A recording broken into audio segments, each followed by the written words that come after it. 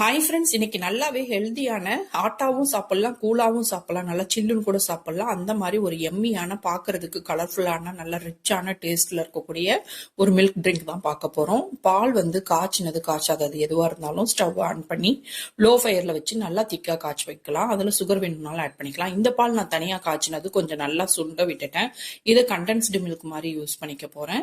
நீங்க அது மாதிரி யூஸ் பண்ணல, கண்டென்ஸ்டு மில்க் யூஸ் பண்ணலன்னா நல்லா திக்கா காய்ச்சி எடுத்துக்கோங்க. அந்த பால்ல காய்ச்சின பால்ல கொஞ்சமா ஃபுட் கலர் லைட்டா ஆட் பண்ணியிருக்கேன். அதுலயே இந்த சுண்டுன பாலையும் சேர்த்து மிக்ஸ் பண்ணிவிட்டு இப்போ நியூட்ரிஷன் எல்லாமே ஆட் பண்ணிக்கலாம்.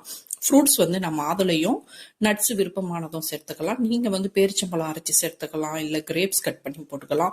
ஆரஞ்சு அந்த மாதிரி சிட்ரஸ் ஃப்ரூட் மட்டும் ஆட் பண்ணாம இருந்துக்கோங்க. இந்த மாதிரி கருப்பு திராட்சை பிள்ளைங்க சாப்பிட மாட்டாங்கன்னு சொல்லிட்டு ஆட் பண்ணேன்.